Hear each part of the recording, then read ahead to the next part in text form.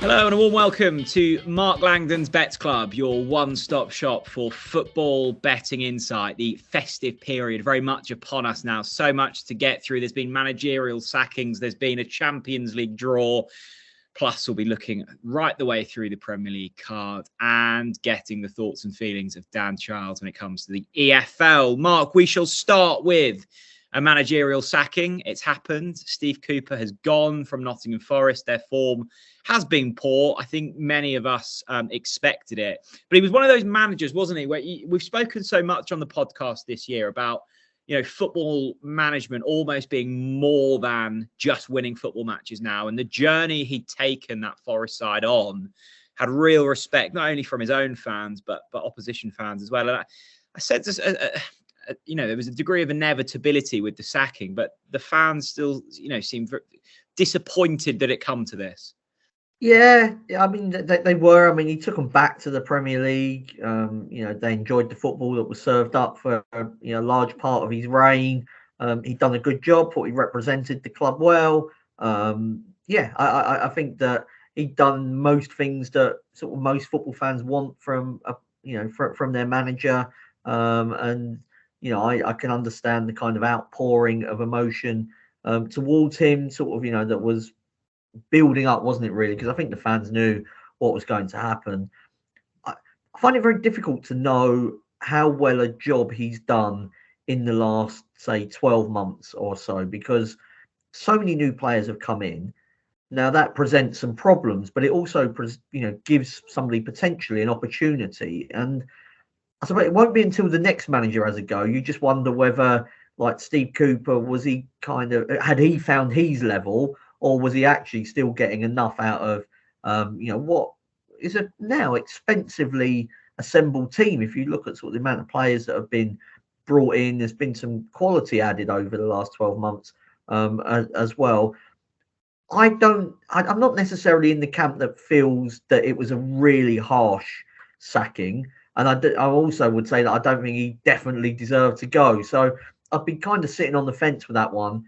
I think that the Nuno appointment coming in to replace Steve Cooper is probably more on the odd side, I would say. I felt they'd go for a flashier name, somebody maybe that was going to play better football, more attractive style of play.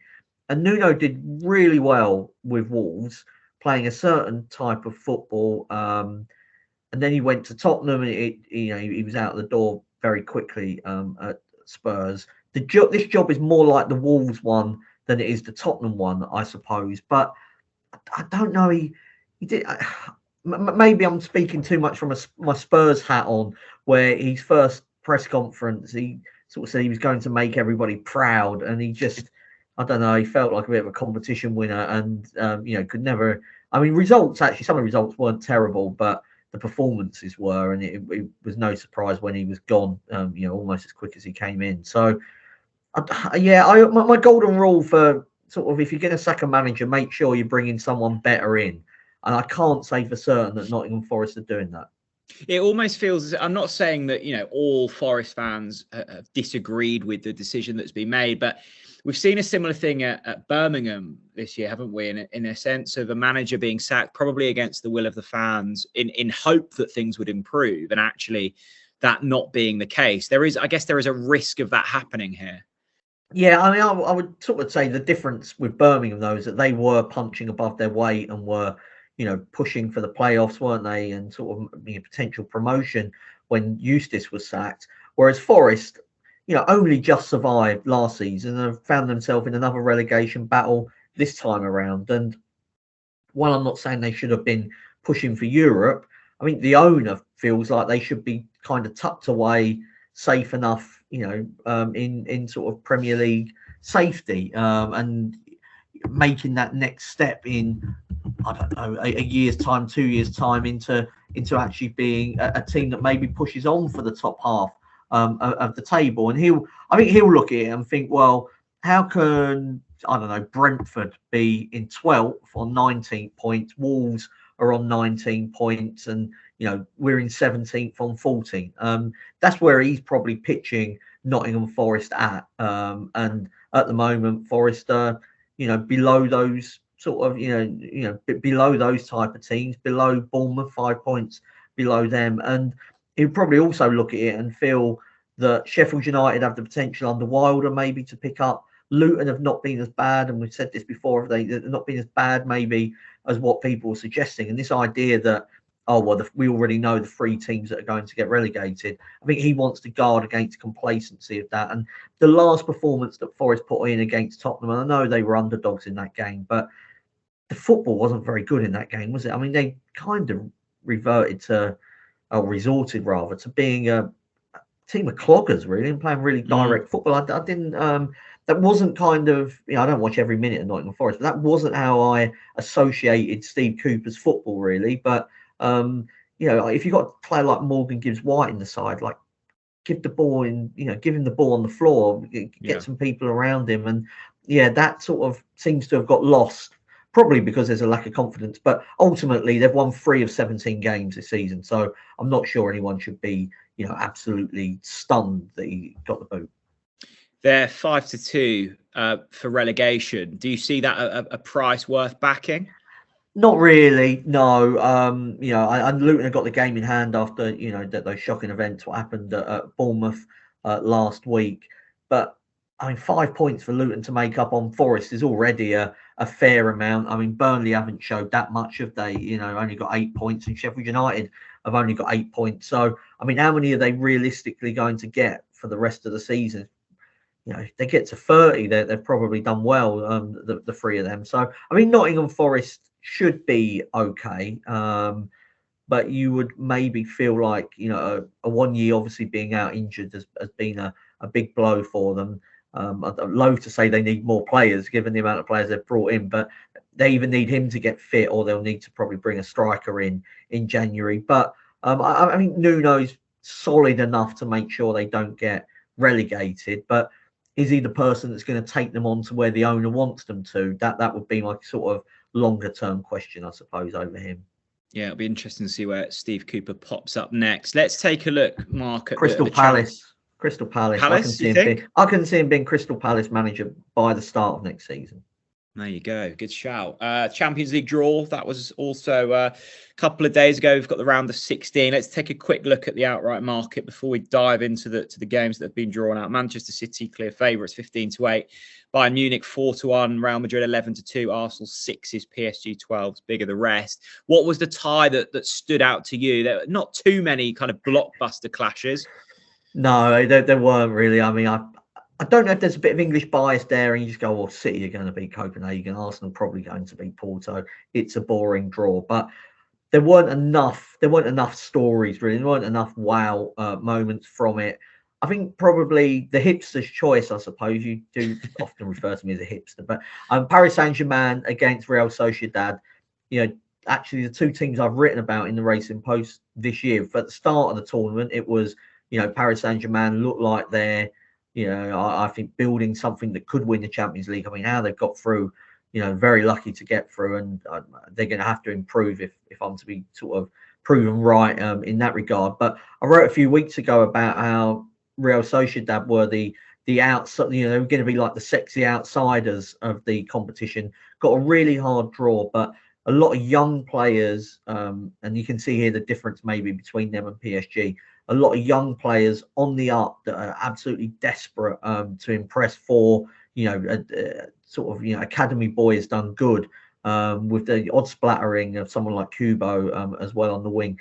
They're so hungry and press high and aggressively. And Paris Saint-Germain struggled with that against Newcastle, didn't they, at St James's Park? Just couldn't handle similar type of atmosphere, similar type of approach. So another couple of months, maybe Luis Enrique's PSG are kind of more adept at that. But I definitely don't think it's a gimme for PSG. But they were always going to be up against it, given they finished second. The draw, I mean, it should be Napoli against Barcelona. You've got the champions of Italy against the champions of Spain. But neither team's playing to the level that they were last season. So that might be something of a disappointment. I think the most interesting game might be Inter against Atletico Madrid, because some people that were sort of tipping up Inter as a side that might be able to go sort of deep into the competition. Then they finished second, so they were always up against it in the draw. But but it's not one of the absolute big guns, is it? It's not Bayern Munich, it's not Manchester City. So both teams will probably see it as winnable. But if Inter get through, they were beaten finalists last year, flying in Serie A, very difficult team to beat. Got quality up front in Lautaro Martinez, particularly, and Marcus Thuram as well. Solid enough defence. So sort of cliche, sort of good knockout team, really. A lot of what you need to be a knockout team. So that's probably the game I'm looking forward to most, because it's competitive. And that's the problem with some of these other games, is that on paper, they just don't look like they're going to be close matchups. Absolutely. Should be an intriguing one. Plenty to get through in terms of Premier League action this week, Mark. So we'll jump straight into our big match now. Members Club is now available on the Racing Post app. All Members Club subscribers can now access premium news and tips anytime, anywhere. Plus, if you're not already a member, you'll get 50% off your first 3 months. If you haven't already subscribed yet and want to join the greatest club in racing, simply visit racingpost.com/subscribe. Yeah, it's really hotting up in the Premier League, isn't it? Let's take a look at our big match this weekend then. We'll take a look at Liverpool against Arsenal this Saturday, 5 o'clock. Probably worth, before we get into the actual match itself, Mark, discussing the Premier League title race, because for once it is wide open. You've got Manchester City 5-4, Arsenal 5-2, Liverpool 11-4. You've even got Villa in the mix there at 14-1. Every week we keep going, maybe this is the week that Manchester City click into gear. Maybe this is the week. And it hasn't happened yet. No, I know you're excited for Liverpool v Arsenal, Jack, but it's 5:30. I know you want it to be 5 o'clock so you can watch it, but that's one thing for the punters to remember. They got an extra 30 minutes. But you are right with the Man City. Like, we're now just assuming that they're going to win 15 games in a row at some stage. Like, I'm looking at sort of how many points they're going to get now this season. They average, I think it's 91.5 in Pep Guardiola's sort of like last 5 or 6 years, something like that. So we kind of just assume that they get, I don't know, like at least into the 90s. And quite often it feels like it's in the, the 95, 96. And that rules virtually everybody else out of winning the title when they get to that level. They might not get to 90 this time around, and all of a sudden that brings other teams into it. At the start of the season, I wouldn't have backed Liverpool or Arsenal to get to 90 points, for instance, or like 91, but they might not need that to win the league. And City have still got a number of hard away games to go. If you look at kind of, obviously they've got one out of the way because they've been to Arsenal, but got to go to Anfield, where they don't usually pick up too many points. They've got to go to Tottenham, where they never scored in that stadium. Newcastle's going to be a difficult away game for them as well. So, I'm struggling to see them, and I'm fully aware that probably this time, a year ago, I was saying exactly the same thing. Just can't see it. They are, that they are faltering, and at that and Arsenal were further ahead than what they are this time, but it feels like City are in more danger because there's more than one team going at them this year. You've reeled it off. I don't think Aston Villa will be in the mix come the end of the season, but I think these two teams at Anfield on Saturday now have got every chance of at least making this really uncomfortable for Manchester City, who I don't think it's a hunger thing. I think it's a structural issue that they've got at the moment, and there's panic there and a lack of calm. And when you concede in 2 goals at Crystal Palace and 4 at Chelsea and 3 to Tottenham, I mean, that's just not what you expect of a team that's going to win the league. Absolutely. Well, look, these are the 2 closest teams in terms of prices to Manchester City to go on and win the Premier League. They face each other this Saturday. Liverpool, the home side, 7-5, 13-5 the draw, 9-5 Arsenal. I mean, we've spoken highly of Liverpool this season. We are speaking ahead of their League Cup game, so that could change things if there's injuries or what have you. But it's interesting, isn't it? Because we just assumed that they would score plenty of goals last weekend, and for whatever reason that didn't happen. Will that be in the back of their minds? I don't think it should, because they did have over 30 shots, but I agree that there was I agree that there was it felt like a complacency thing where. Yeah.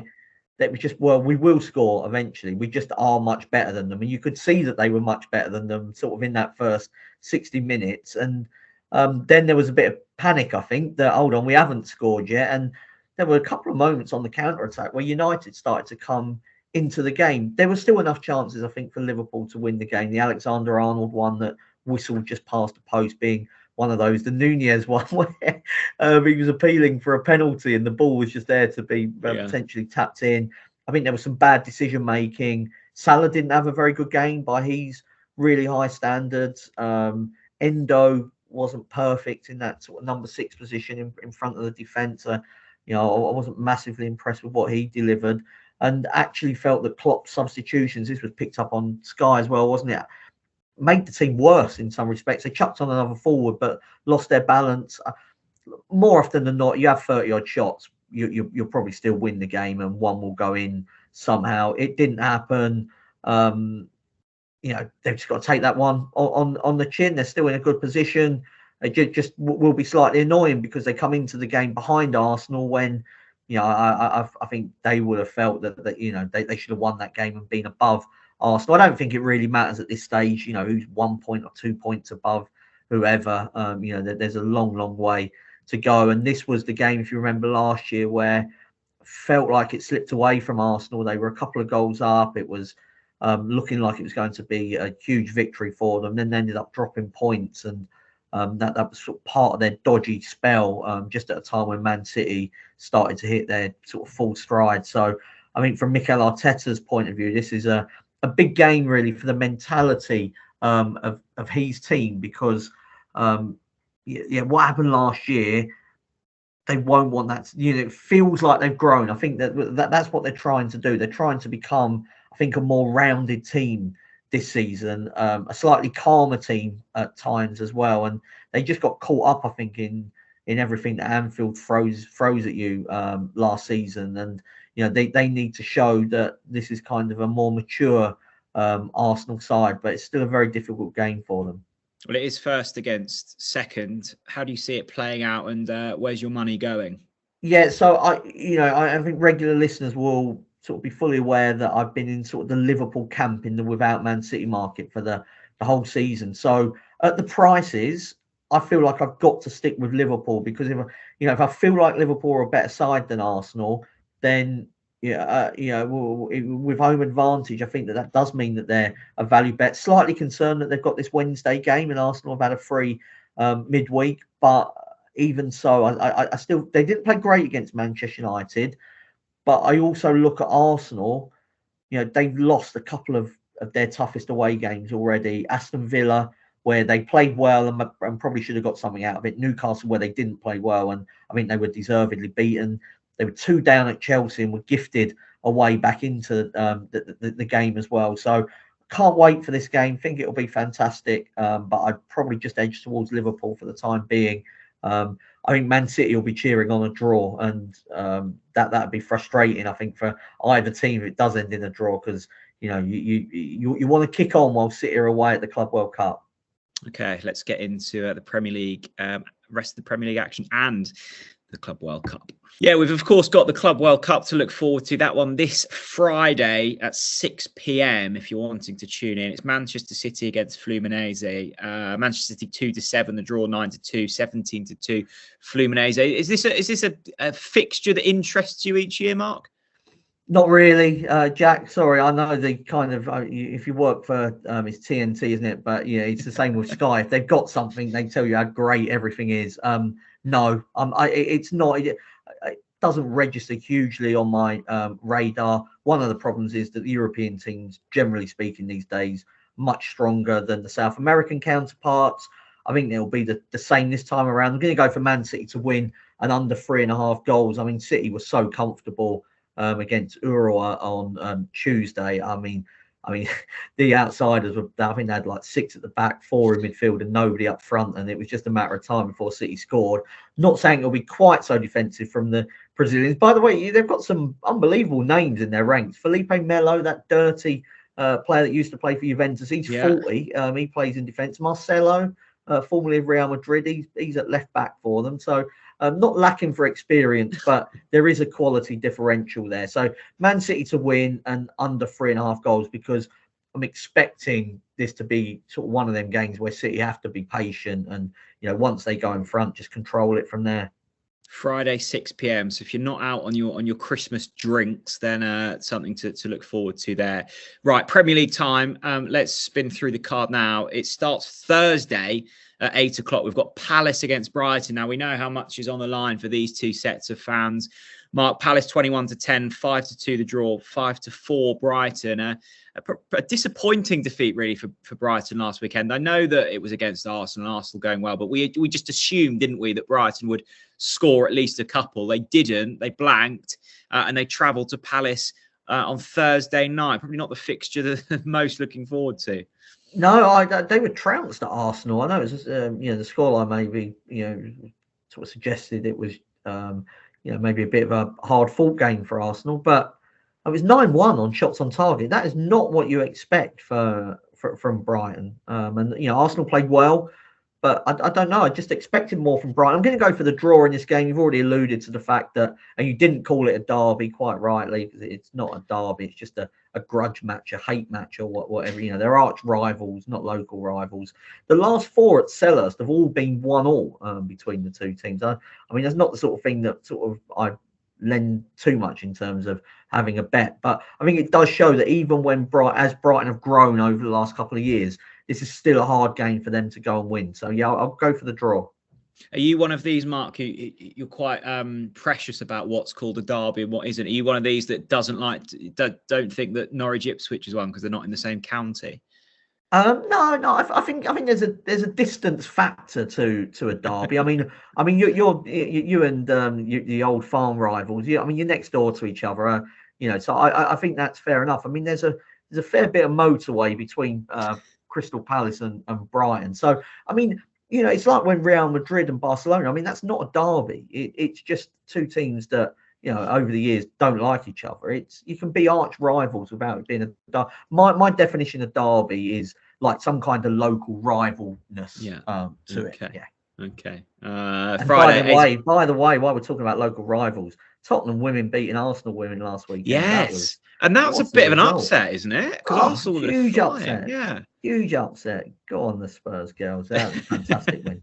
I was watching that more than your old farm game. I was buzzing for it. That was a good game as well. Considering you've got money on Ipswich to go, I thought you would have been cheating. Can you not dual screen? Can you not sort of multitask like that? No. I've tried that before. It doesn't work. Friday 8 o'clock, Villa against Sheffield United. Villa could go top if other results go their way. Villa 5's on, 6-1 the draw, 12-1 United. What's your angle into this one? Yeah, the Christmas number one, Aston Villa. Never mind the Wham and Pogues and all these others going for Christmas number one. It might be Aston Villa. I'm going to go for Aston Villa to win and under 3.5 goals.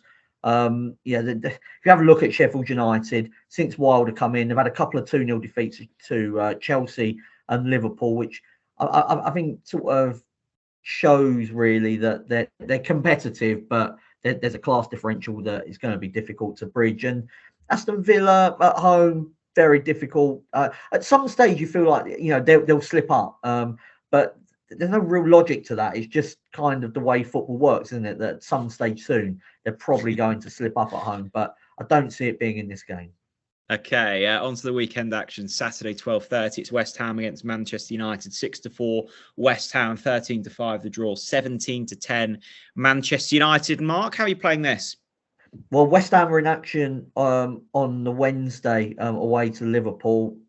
We don't know how much rotation or kind of how they come out of that game. I'm going to go for the draw. I think West Ham are strong enough at home, albeit that they've got this difficult game on Wednesday. That's a big one for them, quarter-final of the League Cup. So I'd expect Moyes to send a pretty strong team to Anfield. United actually only had 3 away Premier League defeats, and they were at Tottenham, Arsenal and Newcastle. And I think that West Ham are a level below those 3.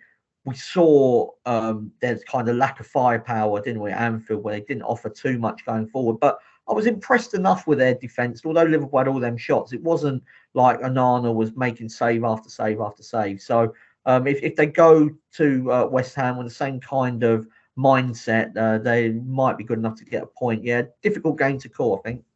It is once again quite a difficult coupon to kind of go through, isn't it?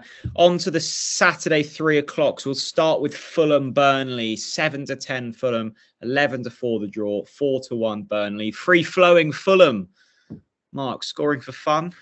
They are, yeah. A round of applause for the job Marco Silva's doing. Through to the semi-final of the League Cup. Won that on penalty shootout, didn't they, against Everton on Tuesday. I'm going to go for draw.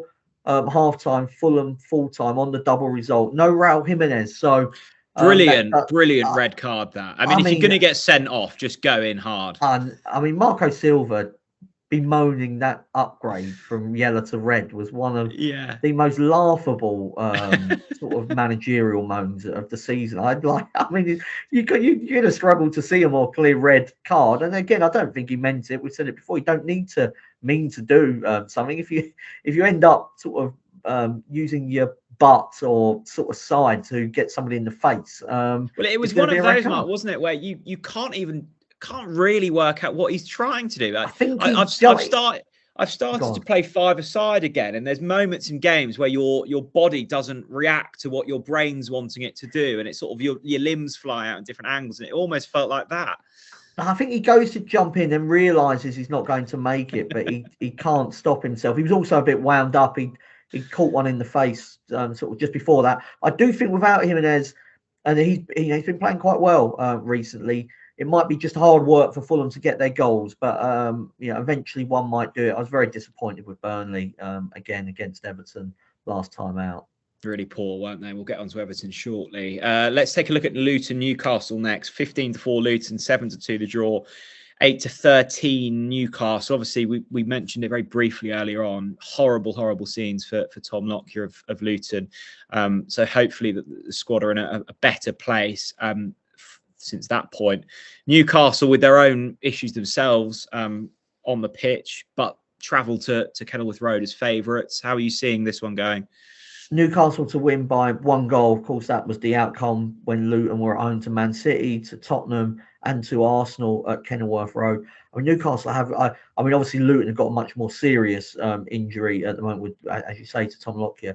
In terms of volume of injuries, Newcastle, they just haven't got that many players left. But I still feel like there's enough quality to get that game won at Luton. But there will be disappointment, won't there, in the ranks after letting slip that quarter-final. It was right in their hands, really, that quarter-final against Chelsea. Trippier again, Mark. Yeah, all I'd say, we don't know what's going on with Kieran Trippier, but do you remember that sort of recent England game? He pulled out of the squad with personal issues, and his performances since then have been shocking. So you just, I suppose it does, particularly with what happened with sort of, Dele Alli speaking up quite recently. You just never know what's going on, do you, in sort of people's personal lives. So, I'm not sure if the two are linked. It might be sort of 2 and 2 and trying to make up sort of, it makes up sort of 62 in my sort of maths. But I don't know. He's putting in performances that are completely out of keeping with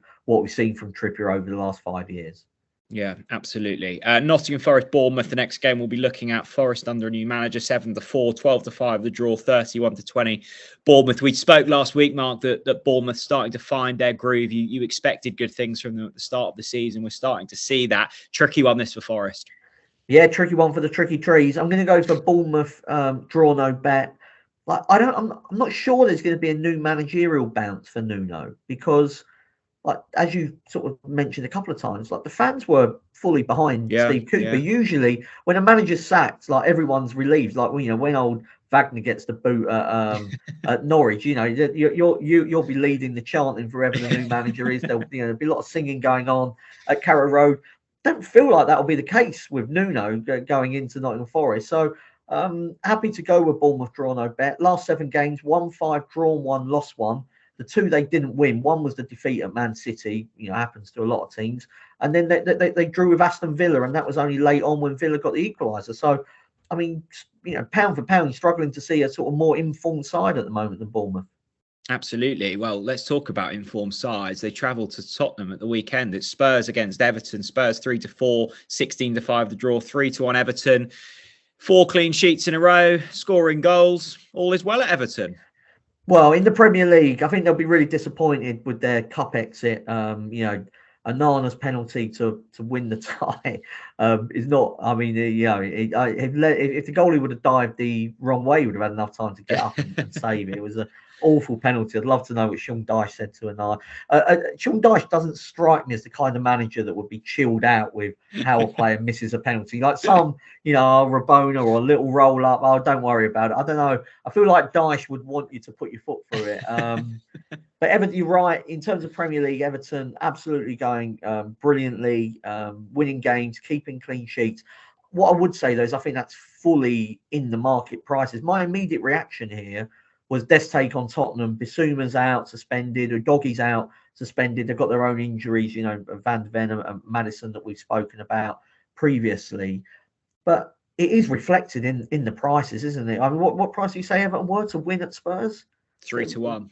I mean, that's not giving much away there. So I'm going to go for my man. He didn't do it last week, Pedro Porro, but he did have a header wide, and he had a shot that was flying into the top corner that was blocked by some Forest big head that got in the way of it. But let's go for him again, not least because he's a bigger price now, 33-1 each way. Pedro Porro has had 28 shots, and I think he'll probably be even further forward now because Udogie's out. Emerson Royale is going to come in and play on that left-hand side, but won't be able to do quite what Udogie does on the left. So they might even have to be more aggressive on the right-hand side. I was going to say I guarantee, you shouldn't say that from a gambling sort of safely point of view. I would be very surprised if we backed Pedro Porro at 33-1 each way. If we backed him blind at 33s between now and the end of the season, what's there, about half the season left? So you'd need to score first once or get a couple of goals for the each way. I mean, this is it might be the Ben Davis of a couple of years ago. Remember when we were on Ben Davis and he eventually got us over the line? Was it against Newcastle? He scored and he scored first at a massive price. Like Pedro Porro, in my opinion, should not be 33-1 to score first. Yeah, I'm sort of still mending the trauma of Ben Davies. Daddy Davis, he did the business. Final game we'll take a look at before we speak to Dan Childs about the EFL Christmas Eve. There is a game. It's Wolverhampton Wanderers against Chelsea, 13-5 the home side, 11-4 the draw. Chelsea odds on 19-20. Christmas Eve game. Mark, excited? Am I excited for it? Well, I'm working Christmas Eve, so to know, with my work hat on, I'd rather there was no football. The team could just crack on with getting all their work done and get to the Baileys nice and early. As it is, won't be able to do that, but never mind. Going to go for both teams to score. I've got a couple of other bets actually for this one that I'll get to later on, but I like both teams to score around about 8-11. Wolves have only failed to score twice in the Premier League this season. Once was at Manchester United when we know they were, really hard done by from a penalty point of view, and even last week against West Ham. I mean, that offside, you're not going to get a tighter one that was ruled out.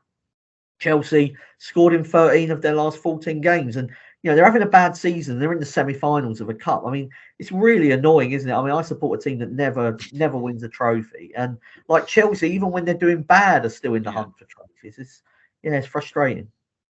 There we go. I hope you've marked all of those tips down on your piece of paper. Let's talk to Dan Childs now for all things EFL. If you want some free football bets this season, we've got you covered. Simply head to racingpost.com/free bets, and there you'll find over £200 worth of them for you to use this season. That's racingpost.com/free bets.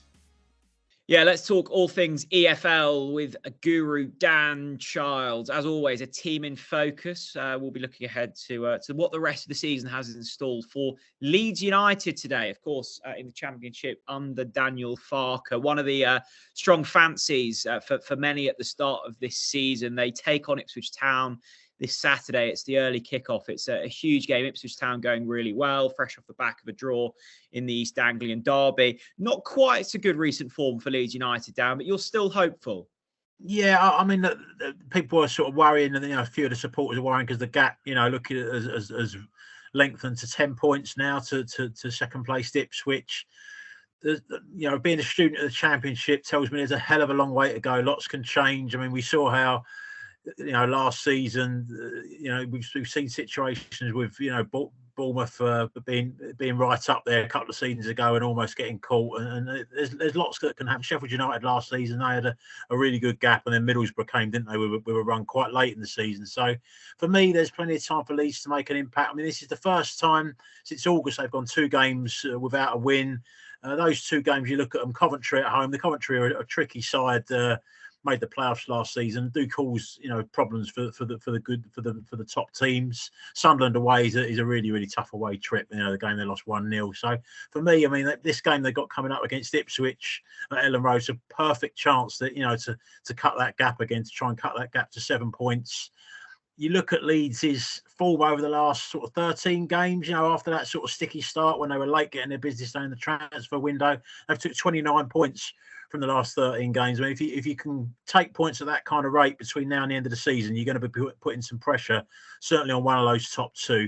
I look at, what they've got up front. I think the front 4, you look at Somerville, Ruta, Dan James, Peru. I struggle to see a better front 4 in the division. They've already won at Leicester. They've won at Ipswich. They're going to be trying to do the double over Ipswich. I'm looking at the prices. I think 8-1 for the title is probably too much. That is probably a difficult one, because to catch Leicester and Ipswich is really tricky. But I do feel that they could catch one of them, possibly Ipswich. And the 17-10 for a top 2 finish, I think looks a reasonable price to me. It's a big few weeks for Ipswich Town, isn't it? With Leeds United and then Leicester as well in the next couple of games, off the back of a tough run.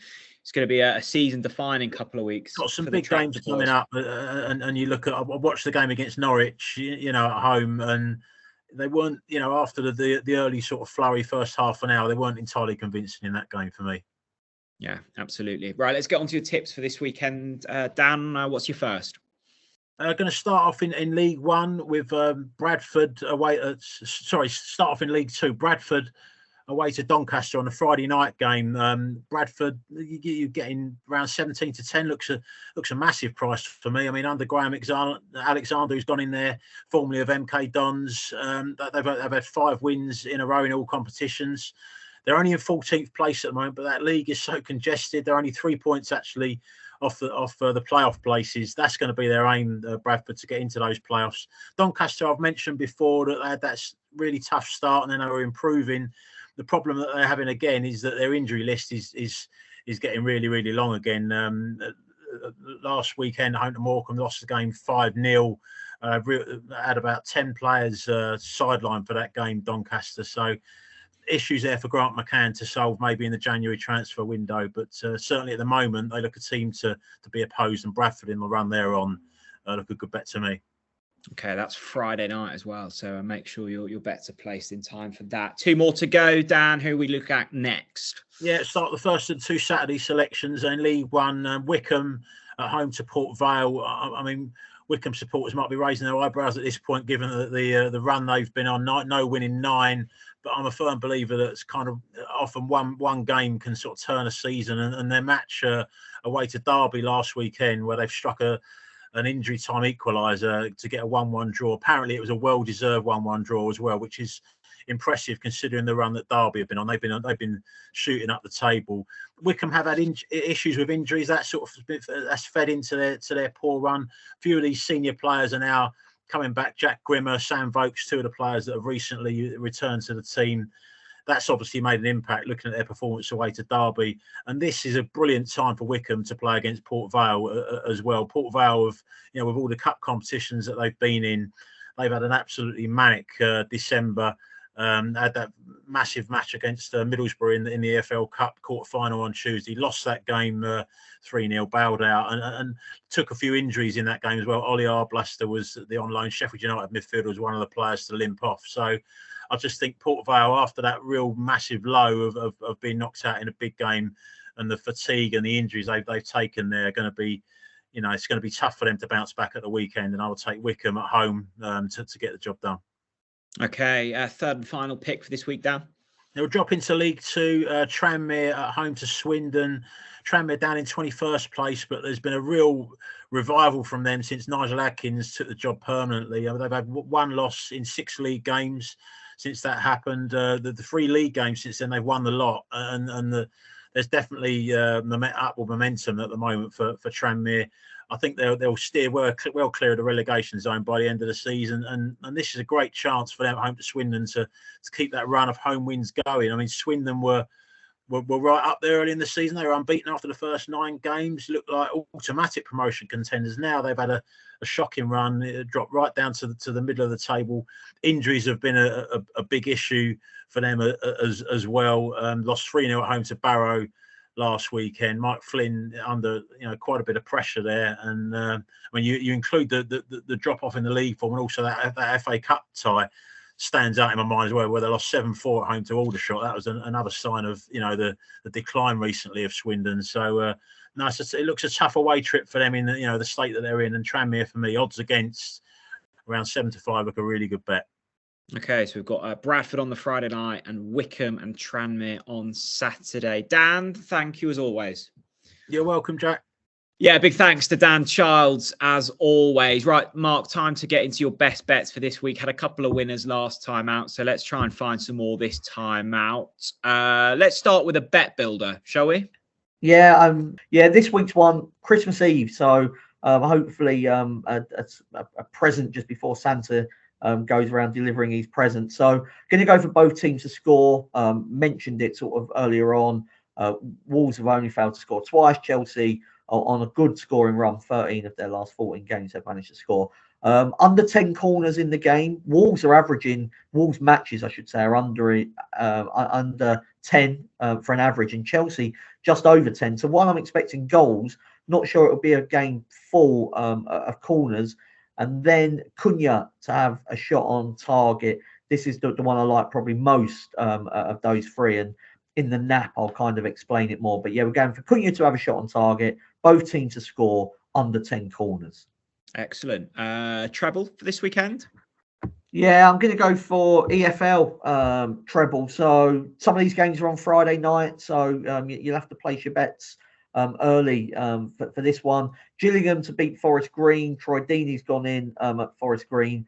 Not sure if that's going to make a difference or not, but clearly they're struggling at the moment. One team that's not struggling, Bradford, absolutely flying. I think they can beat Doncaster, and then finally I'm going for Bolton to beat Leyton Orient. They've lost their last 2, Bolton, but they're definitely a good side. I think obviously lost to Portsmouth in a game where they started well, that was live on Sky, and then lost their way a bit against a team that's top of the table, and then they went down to 10 men last week. So Gillingham, Bradford and Bolton. Okay, and let's finish things off this episode, Mark, with your best bet. What's the nap? Yeah, it's Cunha of Wolves to have a shot on target around about 8-11. He's had a shot on target in 8 of his last 9 matches, and he's had 10 shots on target in his last 5 games. So obviously not an easy game against Chelsea, but Wolves very good at home. They tend to score. Cunha is one of those players that can, he can create. He's also not afraid to have a dig. So hopefully he can continue his fine run in the shot on target market. Excellent. Well, this is the last time we'll speak before Christmas Day. Mark, what's your next? Well, before Christmas Day, you gonna ring me up on Christmas Day as well? Before Christmas? Well, yeah, might do. Might pop over for Baileys or something while the turkey's in the oven. Yeah. What's the next 5 days got in store for you then? So got the Racing Post Sport Christmas do on Wednesday night. And just tell the listeners what you're up to, because it's very London. It is, yeah. So we're going virtual clay shooting. So yeah, it's it wasn't my choice, but who's got the best shot in the team? Yeah, well, the US editor Andrew Wilshire, the Essex Edge, really fancies his chances. Been talking up his chances all day. So we got that going out. I'm going out on Friday with some mates. I mean, probably the worst day of the year to go out, but it was the only day we were all free. So got that. I'm going Spurs Everton on Saturday. Oh my goodness. Christmas Eve, going after I finish work, going 10-pin bowling with the kids, and also mini golf on Christmas Eve. ran to my mum and dad's on Christmas Day, the in-laws on Boxing Day, my mum's birthday on the 27th, so out again, and then the 28th I'll be back doing the podcast. So yeah, there's no rest for the wicked. No, how about you? I mean, have you got your Norfolk turkey all plucked? Turkey's prepped. From a food standpoint, incredibly well prepared. From a present point of view, really inadequate prep for me this year. So yeah, much like yourself, this lead up to Christmas is always busy, isn't it? So once again, some issues there. Look, we'll be back on the 28th, won't we, to preview the new year kind of football and the fixtures in and around that. So if you're wanting Boxing Day previews, then take a look at the Racing Post website under the sports section. You'll be well versed there, and Mark and the team will keep you up to date. Mark, thanks very much. Enjoy Christmas. Happy Christmas to all of our listeners. Thank you for your fine support over 2023. We will be back before the new year, but you'll probably be busy the next time we chat to you. Thanks very much for watching, and we'll see you all again very soon. Bye-bye.